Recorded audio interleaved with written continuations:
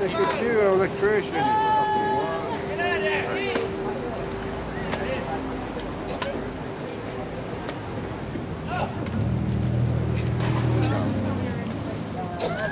Right. I just realized I forgot to lock my car.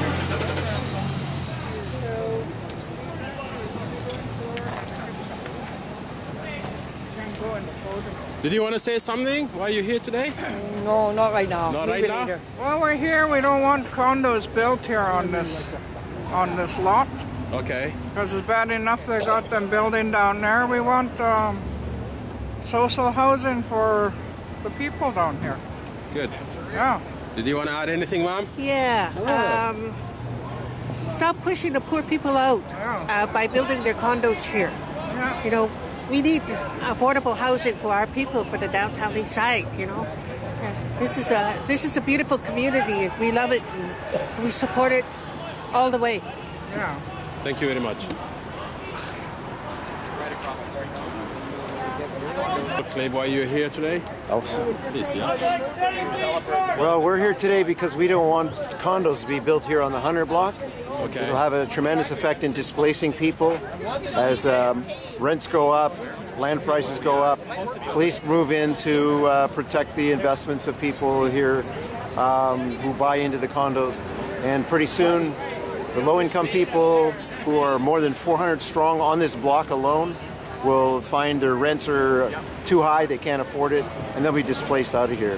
So this condo development is really an act of violence, as gentrification is because of the displacement that it brings for low-income people. It's going to destroy a community that's very strong, that cares about one another, and it's really a remarkable part of the city. What about the people who say like they're already building enough social housing for the people? Oh, well, that's just ridiculous. The shelters are absolutely full. They kicked 27 people out of First United. There are still hundreds and hundreds of people who don't have adequate housing.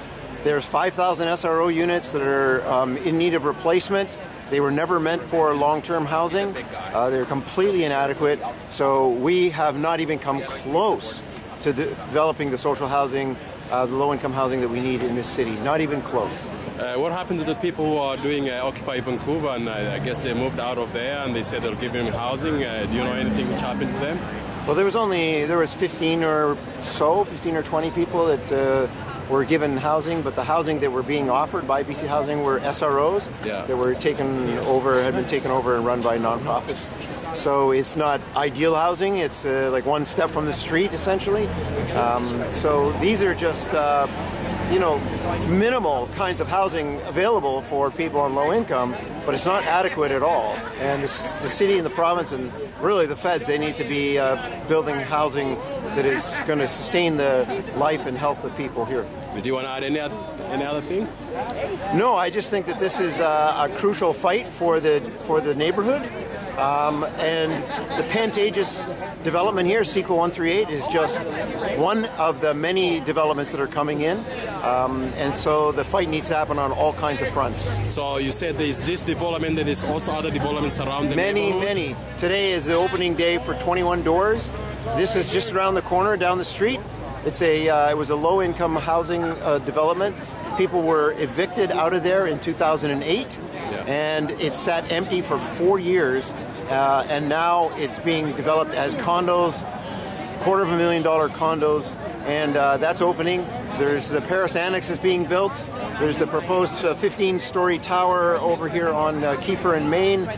This is an onslaught of gentrification, and this community is under siege, and they're fighting back.